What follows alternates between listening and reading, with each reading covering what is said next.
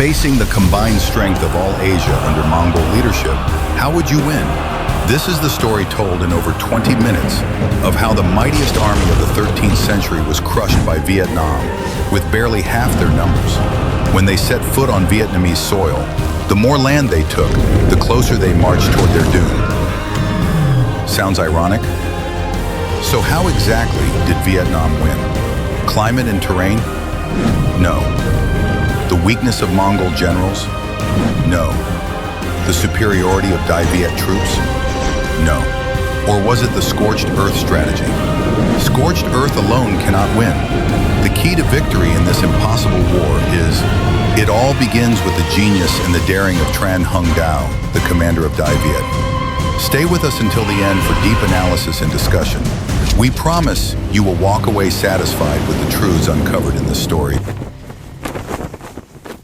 In 1285, the Mongol Empire struck Vietnam, bringing with it the combined might of China, Dali, and Mongolia. At this moment, the Yuan army was the strongest force in all of Asia, 500,000 men against 200,000 of Dai Viet. Within the royal court, two factions clashed: the surrender faction led by Tran Quoc Toan and the war faction led by Tran Hung Dao. Guided by the war faction, the two kings called for the Great Assembly of Dien Hung, summoning the elders of the nation. Their voices, united as one, gave strength to the cause of resistance and silenced all thoughts of surrender. And so Dai Viet entered the war against the Mongols. But no matter how fiercely they fought, whether in sieges or in open battle, the Mongols proved invincible. With no other choice, Dai Viet turned to the scorched earth strategy, evacuating the people and abandoning Thang Long. 600 warriors of the Holy Wing remained behind at choke point, holding the Mongol advance for 7 days, fighting to the death. Their commander was offered a place in the Mongol Empire, yet he refused and chose death over betrayal. The Mongols seized Thang Long, while their southern army advanced north, forming a deadly pincer. In desperation, Dai Viet sent a princess to Togan, commander of the Mongols, perhaps as a bride, perhaps as a spy. Even so, the situation was dire. Dai Viet now held only fragments of land, with 50,000 men left to stand against 300,000 Mongol regulars.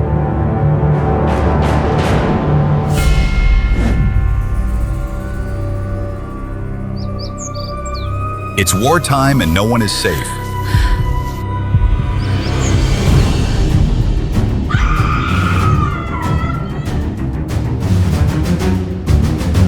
The Mongols struck at every village, seizing food for their march.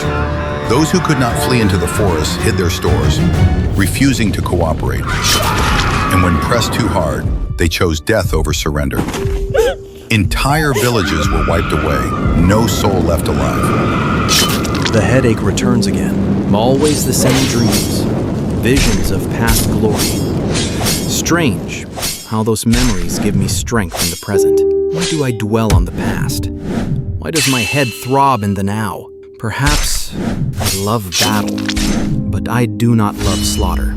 When a warrior falls by the hand of another in fair combat, that is the honor Tengri grants them. But as a general, I slaughter more than I truly fight. And now, the headache returns again. News from the front shatters his thoughts. Togong has ordered him north.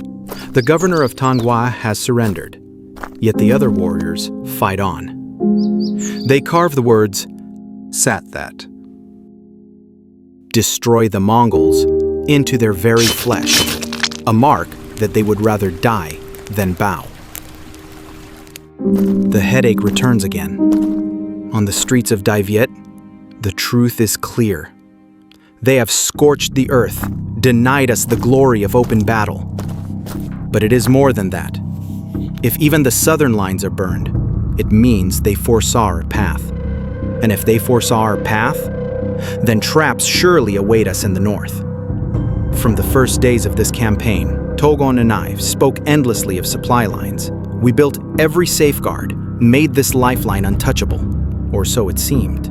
And yet, this unease will not leave me. The headache returns again.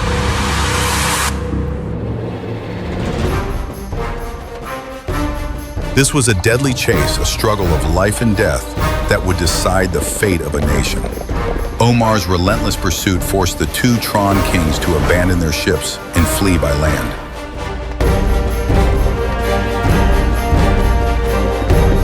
With intelligence fed by defected royals, Omar pressed on, hunting the kings without pause.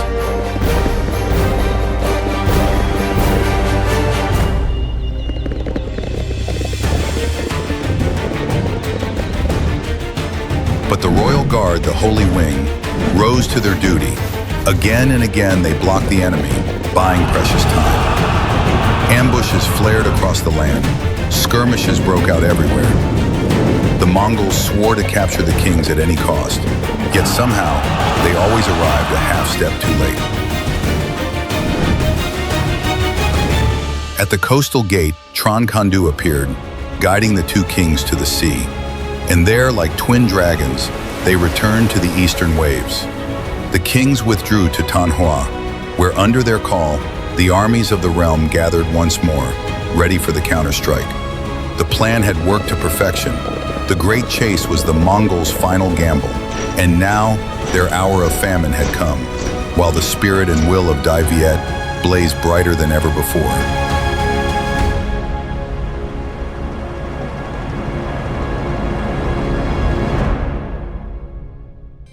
I remember the day at Bintan.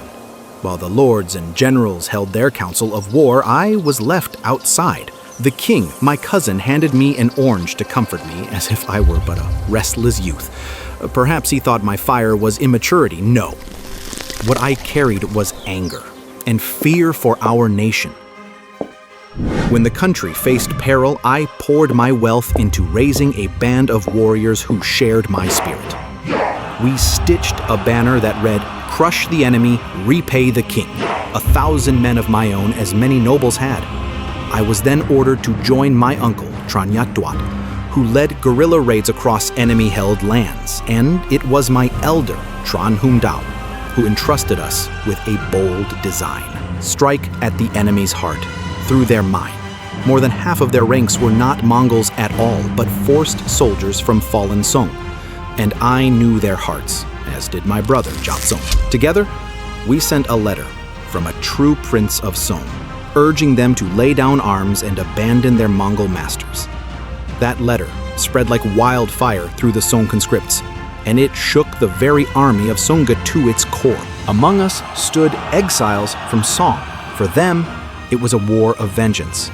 When Sugatu's fleet drew near Ham-Tu Gate, we lay in wait with fire arrows.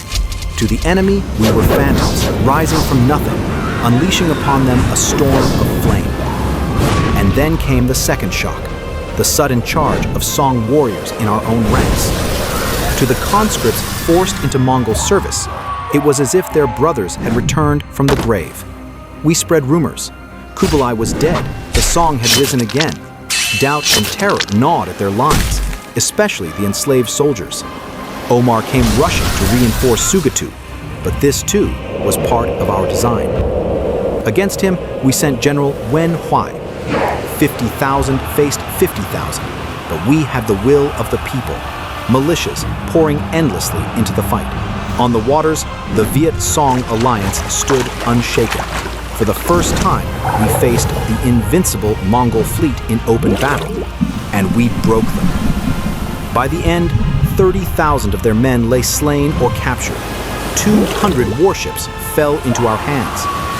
Sugatu and Omar escaped with their lives, but their legend of invincibility had been shattered. Seizing momentum, we struck again, this time at Taiked. And here, my uncle himself, Tran Hung Dao, took command. A general seasoned in both land and water. He had faced the Mongols nearly 30 years before. We placed our faith in him.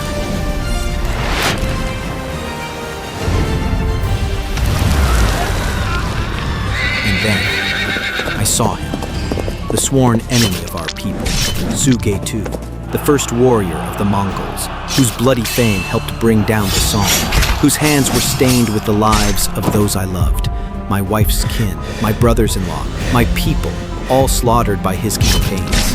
A blood debt I could not ignore. I swore to meet him in battle, with every breath and every ounce of my soul.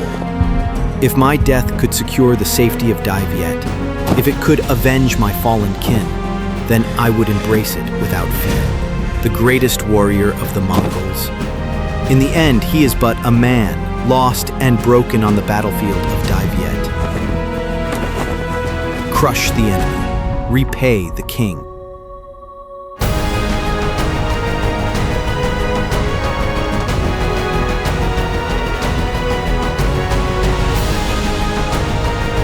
Our scouts brought word. Togon's supplies are running dry. This is our moment. On the surface, they still look strong, but in truth, they are already preparing to retreat. And this time, we shall strike with the full force of Dai Viet. The entire army gathered as one to deliver the decisive blow. Cut their formations apart. Do not let them unite. Harass them without rest. Do not let them breathe. Strike at their lifelines. Do not let them feed. At Truong Duong, we struck on land and water at once, hammering their fleets and their armies together. And at last Thang Long was freed, its gates thrown wide to welcome the return of our two kings. I'd planned this battle for months, a plan full of risk, yet built on reason, and with the chance to win. Everything began with the scorched earth strategy.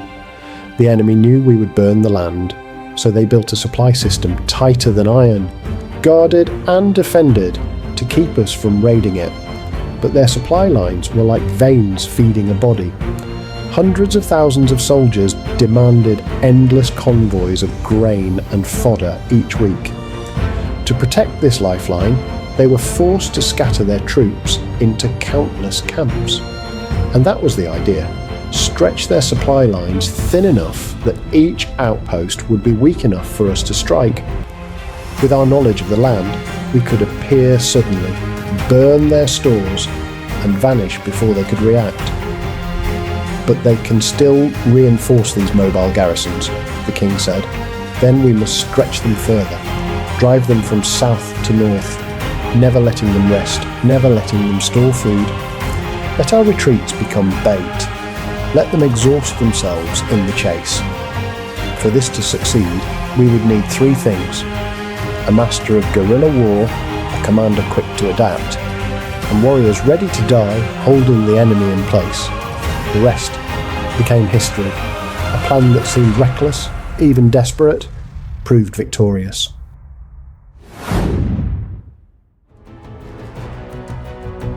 Togon returned to Dadu inside a copper-clad tent, guarded on all sides. He was the 9th prince of the Mongol Empire. Such a man could not be allowed to die in some nameless forest. Yet that was exactly what the people of this land had tried to make real. Togon had faced not only the fury of local warriors, but the fury of his own father waiting in the capital. As for Omar, he was a proud commander of the Mongols, master of the strongest navy Asia had ever seen.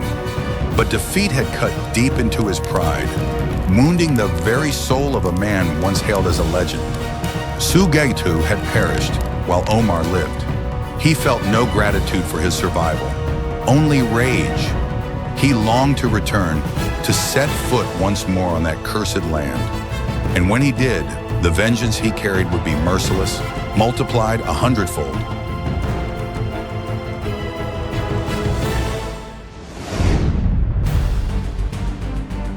So why did the Mongols have to fight quick and win quick in Dai Viet? They knew Dai Viet would use the scorched earth strategy, and even if they stocked up supplies, the longer the war dragged on, the worse it would be for them. With a population of only 3 million and an iron will, Dai Viet left the Mongols with just two choices: to wipe out the whole Dai Viet population, or face resistance that wore them down day by day.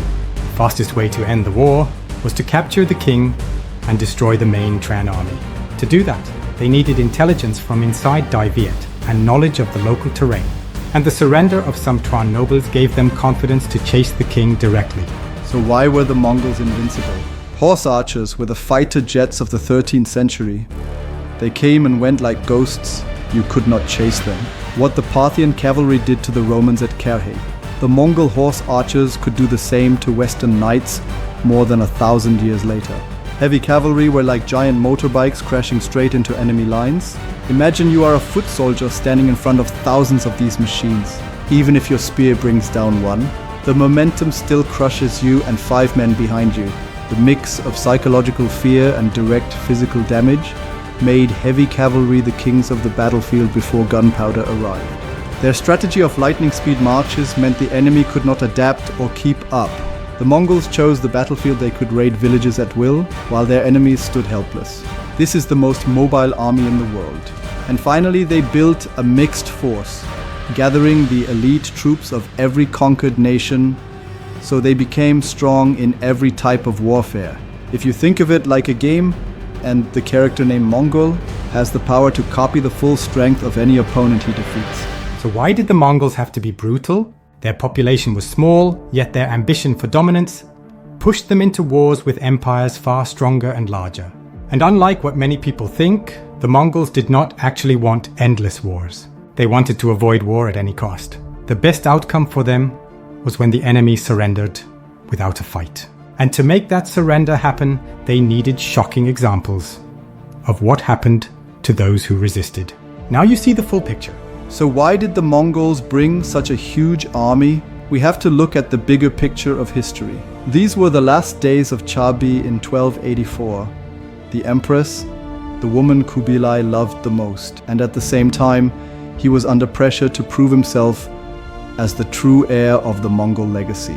Just like his ancestor Genghis Khan, the legacy of conquering the world. For Kubilai, Dai Viet and Japan were thorns in his side. They damaged the image of the undefeated descendant of Genghis Khan. So this war in Dai Viet had to be won, to raise the standing of 2 men. First, Togon, in the eyes of his father, and second, Kubilai, in the eyes of his fellow Mongol brothers. So what were the rules of the game in this war? The context was clear. Dai Viet was a small power in Southeast Asia, but still strong enough that the Mongols brought an enormous army to crush them quickly, because they knew a long drawn-out war would only hurt them. The odds of Mongol victory were almost 100% in the first days, but those odds dropped the longer the war went on.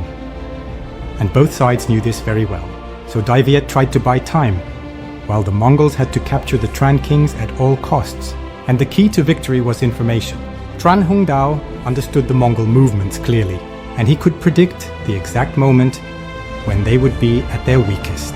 But on the other side, the Mongols had very poor intelligence about Dai Viet, and were often misled by the very king they were chasing.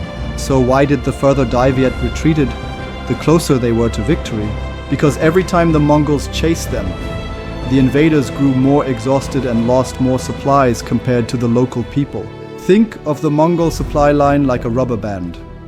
The further they marched, the more it stretched. And when it reached its limit, Dai Viet used small scissors to cut it. Once the supply line was cut, the massive Mongol army turned into a giant burden. They had only 2 choices: retreat or starve.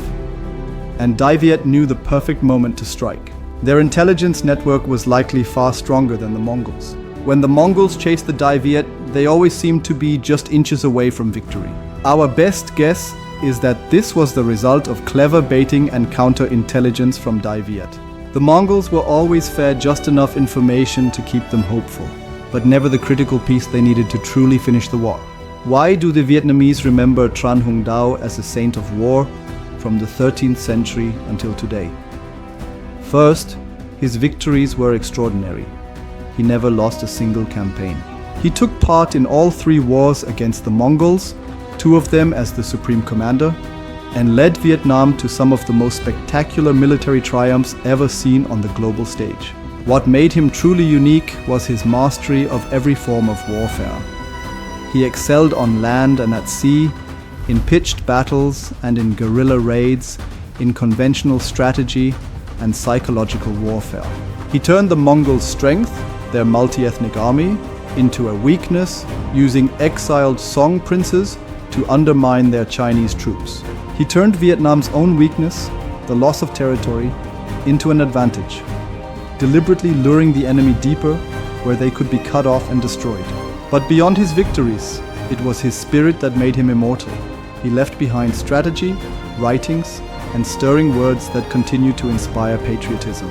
And though his family line had old rivalries with the royal branch on the throne, he set aside vengeance and chose instead the harder path, putting the survival of the nation above his own bloodline. That is why, for centuries, Tran Hung Dao has stood not just as a general, but as Vietnam's eternal saint of war,